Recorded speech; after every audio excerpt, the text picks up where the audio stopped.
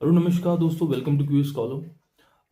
इस वीडियो में हम बात करेंगे सरकारिया कमीशन के बारे में, क्योंकि हमारे बहुत सारे दोस्तों ने व्हाट्सएप पे मैसेज किया है कि सर सरकारिया कमीशन के बारे में आप पहले बता दीजिए, क्योंकि बहुत कन्फ्यूजन है। और ये बात वाजिब भी है, क्योंकि सरकारिया कमीशन बहुत इंपॉर्टेंट टॉपिक है और एक कह सकते हैं कि जो कम्पिटिटिव एग्जाम्स हैं उनमें ये एक फेवरेट टॉपिक है। इसमें बहुत सारे क्वेश्चन आते हैं और बहुत इंपॉर्टेंट टॉपिक है भी ये। तो इसके बारे में हम इस वीडियो में बात करेंगे और मैं पूरी कोशिश करूंगा कि आपको इस तरीके से समझा दूं इस वीडियो में कि सरकारिया कमीशन से रिलेटेड आपकी कोई भी कंफ्यूजन ना रह जाए और आपको कोई भी वीडियो और देखने की आवश्यकता ही ना पड़े। तो इस चैनल पे दोस्तों हम इसी तरीके की वीडियोस लाते हैं, जिसमें हम जो भी चीज़ें हैं कॉम्पिटिटिव एग्जाम से रिलेटेड उनके बारे में बहुत ही सिंपल एक्सप्लेनेशन हम करते हैं। और क्योंकि अगर आपको कोई भी चीज़ एक्चुअल में आती है तो आप उसको सिंप्लीफाई कर देंगे। अगर आप उसको रट रहे हैं तब वो कॉम्प्लेक्स दिखेगा, लेकिन अगर आपको एक्चुअल वो चीज़ आती है तो आपको वो चीज़ सिंपल दिखने लगेगी। तो चलिए शुरू करते हैं। तो देखिए, जो सेंटर और स्टेट के रिलेशन है, इसके रिगार्डिंग इससे पहले भी बहुत सारी कमीशंस और बॉडीज बनी थी, लेकिन ये बहुत इंपॉर्टेंट है। क्योंकि इससे पहले कह सकते हैं एडमिनिस्ट्रेटिव रिफॉर्म्स कमीशन आया, जो के हनुमंतैया ने लीड किया था, लेकिन उसकी जो रिकमेंडेशन थी वो मानी नहीं गई। राजमन्नार कमेटी आई, आनंदपुर साहिब रेजोल्यूशन आया, वेस्ट बंगाल मेमोरेंडम आया। तो हम ये पढ़ते हैं, लेकिन आज हम बात करेंगे सरकारिया कमीशन के बारे में। तो देखिए, जो RS सरकारिया थे, ये हमारे सुप्रीम कोर्ट के रिटायर्ड चीफ जस्टिस थे उस टाइम पे। तो इनको ये ड्यूटी दी गई कि सर आप जो सेंटर स्टेट के रिलेशन है उस पर आप अपने सजेशन दीजिए कि क्या चेंजेस किए जाएं कि जो फ्रिक्शन होते रहते हैं सेंटर और स्टेट के बीच में, जो खींचतान है वो कम हो और एक्चुअल में चीज़ें और बेहतर हो जाए। तो स्टार्टिंग में 1 साल का समय दिया गया था इस कमीशन को, बट धीरे धीरे एक एक साल करते समय बढ़ता गया और 1988 में इन्होंने अपनी रिपोर्ट दी। तो 83 में ये बनी और 88 में रिपोर्ट दी, मतलब 5 साल लगे इस कमीशन को अपनी स्टडी को पूरा करने में और रिपोर्ट को रेडी करने में। तो आप देखिए, यहाँ पे जो सबसे बेसिक बात इन्होंने कहा, सरकारिया कमीशन ने, वो ये कहा कि जो अभी कॉन्स्टिट्यूशन में जो स्ट्रक्चर है उसमें चेंजेस की आवश्यकता नहीं है। जो प्रोविजंस है हमारे कॉन्स्टिट्यूशन में, जो आर्टिकल्स में लिखा हुआ है वो सही है, उसमें कोई चेंजेस की आवश्यकता नहीं है। यहाँ पे आवश्यकता है फंक्शनल चेंजेस की। जैसे सरकारें चलती हैं, जैसे वो फंक्शन करती हैं, सेंट्रल गवर्नमेंट कैसे फंक्शन कर रही है, स्टेट गवर्नमेंट कैसे फंक्शन कर रही है और फंक्शन करेंगी कैसे, जो उनमें लीडरशिप है। तो अगर सेंटर में मेच्योर लीडरशिप है, स्टेट्स में मेच्योर लीडरशिप है, वो लीडर्स अगर प्रॉपरली एक दूसरे से कोऑपरेट करेंगे तो प्रॉपरली फेडरलिज्म चलेगी। फेडरल सिस्टम एक ऑपरेशनल सिस्टम है। आप स्ट्रक्चर कितने भी अच्छे ले आए, लेकिन अगर लीडर्स आपस में कोऑपरेट नहीं करेंगे तो काम नहीं चलेगा। वहां पे कहा, तो सरकारिया कमीशन ने क्लियरली कहा कि स्ट्रक्चर जो है कॉन्स्टिट्यूशन में उसमें चेंजेस की आवश्यकता नहीं है, यहाँ पे आवश्यकता है ऑपरेशनल चेंजेस की। दूसरी बात, इससे पहले भी बहुत सारी कमीशंस आई थी, जो कमिटीज बनी थी, उन्होंने कहा कि जो सेंटर की पावर है उसको स्टेट्स को दे दिए जाए, मतलब सेंटर की पावर सेंटर से लेके स्टेट को दे दिए जाए, स्टेट लिस्ट में डाल दिए जाए। इस बात को क्लियरली आउटराइटली सरकारिया कमीशन ने रिजेक्ट कर दिया।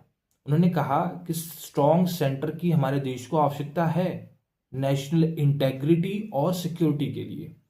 तो उन्होंने कहा कि नहीं, ये नहीं सही है। जो अभी जितनी सेंटर के पास पावर है, सरकार के पास पावर है, वो उनके पास रहने दीजिए। और लेकिन उन्होंने ये भी कहा कि स्ट्रॉन्ग सेंटर का मतलब ये नहीं है कि आप सेंट्रलाइजेशन करेंगे। अब डिफरेंस क्या है, एक कॉन्स्टिट्यूशन ने आपको मजबूत बनाया और दूसरा है कि अब आप उसी कॉन्स्टिट्यूशन के प्रोविजंस का यूज करके अब आप और पावर को गेन करना चाह रहे हैं।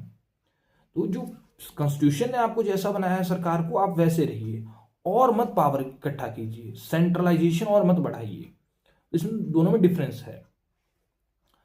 क्योंकि कहा कि अगर आप सरकार सेंट्रलाइजेशन करेगी, अपनी पावर को और बढ़ाने लगेगी, तो जो सेंटर है उसका ब्लड प्रेशर बढ़ जाएगा, और जो पेरीफेरी है, जो स्टेट्स हैं, उनको अनीमिया हो जाएगा। तो व्यंग है।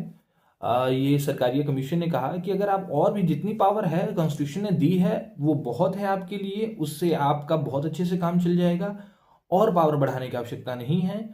नहीं तो सेंटर का ब्लड प्रेशर बढ़ जाएगा और स्टेट्स को अनीमिया हो जाएगा। अब हम बात करते हैं मेन पॉइंट्स के बारे में कि कौन कौन से पॉइंट्स के बारे में बात की। तो सबसे पहला सरकारिया कमीशन ने कहा कि इंटर स्टेट काउंसिल बनाई जाए। इससे पहले ही बहुत सारे कमीशंस ने कहा था, लेकिन सरकारिया कमीशन ने भी यही बात कही। दूसरा कहा कि जो आर्टिकल 356 है, जो प्रेसिडेंट रूल लगाता है स्टेट्स में, उसको कहा गया कि एक आखिरी ऑप्शन की तरह यूज किया जाए। ऐसा नहीं है कि अगर सेंट्रल गवर्नमेंट की स्टेट गवर्नमेंट से नहीं बननी है तो जैसे मर्जी उसको हटा दो, 356 यूज कर लो, ऐसा नहीं। कोई ऑप्शन ना रह जाए तब यूज कीजिए। तीसरा यहां पे ये कहा गया कि अगर प्रेसिडेंट स्टेट के लॉ पे अपनी असेंट होल्ड कर रहे हैं, मतलब कि राज्य सरकार के, राज्य के जो लेजिस्लेचर उसने लॉ बनाया, मंजूरी के लिए, सिग्नेचर के लिए गया भैया गवर्नर साहब के पास, उन्होंने इसे रिजर्व करके भेज दिया प्रेसिडेंट के पास कि भैया ये प्रेसिडेंट इससे डील करेंगे। तो अगर प्रेसिडेंट के पास स्टेट का कोई भी कानून जा रहा है उनके एसेंट के लिए, उनकी मंजूरी के लिए, तो यहाँ पे अगर वो सिग्नेचर कर दे रहे हैं तो बहुत बढ़िया है। अगर वो सिग्नेचर नहीं कर रहे हैं तो उन्हें रीजन बताना होगा कि क्यों, क्या प्रॉब्लम है, इसलिए वो सिग्नेचर नहीं कर रहे हैं, तो ये उनको बताना जरूरी है। दूसरा यहां पे सरकारिया कमीशन ने कहा कि जो कंकरेंट लिस्ट है, 3 लिस्ट है हमारी, सेंट्रल लिस्ट, स्टेट लिस्ट और कंकरेंट लिस्ट। सेंट्रल लिस्ट को यूनियन लिस्ट भी कहा जाता है। तो कहा कि जो कंकरेंट लिस्ट है उस पर अगर सेंट्रल गवर्नमेंट कुछ कानून बनाती है तो उस पर पहले आपस में कुछ अंडरस्टैंडिंग, कुछ कह सकते हैं सहमति पहले बना ले। ऐसा ना हो कि बनने के बाद फिर प्रॉब्लम हो, तो पहले ही इस पर सहमति बना ले। और इसके साथ ही यहाँ पे ये कहा कि अगर जैसे कि जो सेंटर और स्टेट के बीच में राइवलरी चलती रहती है अलग अलग पॉलिटिकल पार्टीज के बीच में, तो क्या होता है कि सेंट्रल गवर्नमेंट क्या करती है कि स्टेट किसी मिनिस्टर के खिलाफ इंक्वायरी कमीशन बैठा देती थी उस टाइम। तो यहाँ पे सरकारिया कमीशन ने कहा कि ऐसा नहीं होना चाहिए। अगर पार्लियामेंट कह रही है तब इंक्वायरी कमीशन बैठाइए, मतलब पार्लियामेंट से रेजोल्यूशन पास हो रहा है वोटिंग वगैरह के द्वारा, तब आप बैठाइए, वैसे मत बैठाइए। और एक और भी सिस्टम प्रॉब्लम होती थी कि सेंट्रल गवर्नमेंट स्टेट के अंदर central armed police force deploy कर देती थी, एक तरीके से अपनी पावर को दिखाने के लिए।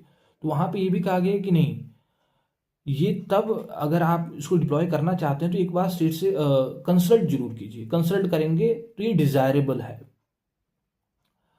और यहाँ पे गवर्नर के लिए 4-5 पॉइंट दिए गए, जो बाद में पुंछी कमीशन ने भी सेम यही पॉइंट्स कॉपी किए। पहला कि गवर्नर उसे बनाइए जिनका लंबा पब्लिक लाइफ है, मतलब एमिनेंट पर्सन है, कोई बड़े व्यक्ति हैं, उनका अच्छा खासा लंबा पब्लिक लाइफ है। दूसरा, वो स्टेट से बाहर के हैं।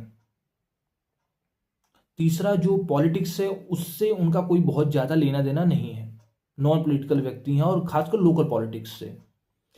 चौथा, जब उनकी अपॉइंटमेंट की जाए तो चीफ मिनिस्टर से कंसल्ट किया जाना चाहिए। पांचवा, जो उनका टेन्योर है उसको अनटच रखिए। ये नहीं है कि अगर वो गवर्नर हैं, सेंटर की बात नहीं मान रहे हैं तो सेंटर उनको हटा दे रही है, ऐसा नहीं होना चाहिए। बहुत एक्सट्रीम केसेस में हटा सकते हैं, अदरवाइज नहीं हटाया जाना चाहिए। छेमा, यहाँ पे तो फिर ये रिमूवल वाली बात भी होगी कि रिमूव करना है तो भी चीफ मिनिस्टर से आप कंसल्ट करेंगे, और अपॉइंट करना है तो भी चीफ मिनिस्टर से कंसल्ट करेंगे। तो ये सभी बातें गवर्नर के बारे में कहा गया। एक और बात जो सरकारिया कमीशन ने कहा वो था 3 लैंग्वेज फार्मूला के बारे में।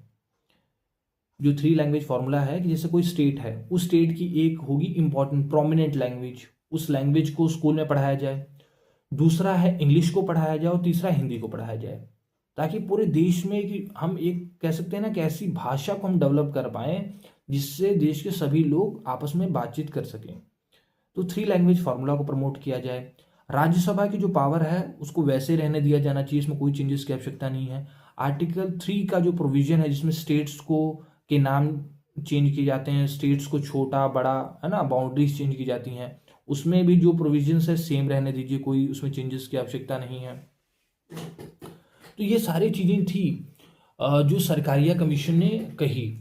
प्लानिंग कमीशन है, फाइनेंस कमीशन है, उसके रिगार्डिंग कोई चेंजेस की आवश्यकता नहीं है।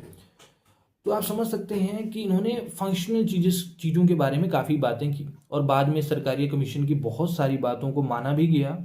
और इसी सरकारिया कमीशन के रिकमेंडेशन के बाद ही इंटर स्टेट काउंसिल बनी। इससे पहले भी बहुत सारी कमीशंस ने रिकमेंडेशन दी थी लेकिन नहीं बना था। तो आपने याद रखना है कि inter state council Sarkaria commission के रिकमेंडेशन के बाद बनी है। तो दोस्तों, अगर आपको ये टॉपिक अब क्लियर हो गया है तो आप जल्द बिल्कुल कमेंट कीजिए। और अगर कोई कंफ्यूजन एक बार आपकी रह गई है तो आप एक बार हो सके तो वीडियो को दोबारा देख लीजिए। अगर उसके बाद भी कंफ्यूजन रह जा रही है तो आप कमेंट में ज़रूर लिखें और मैं पूरी कोशिश करूंगा जब भी मुझे टाइम लगेगा कि मैं आपकी जो कमेंट है उसको पढ़ के आपके कंफ्यूजन को दूर करूं। इस चैनल पे हम ऐसी वीडियो लाते रहेंगे और मैं पूरी कोशिश कर रहा हूं कि जो कॉम्प्लिकेटेड चीज़ें हैं उनको मैं यूट्यूब पे डालूं ताकि जो काफ़ी वाइड रेंज ऑफ स्टूडेंट हैं उनकी हेल्प हो सके। तो थैंक यू।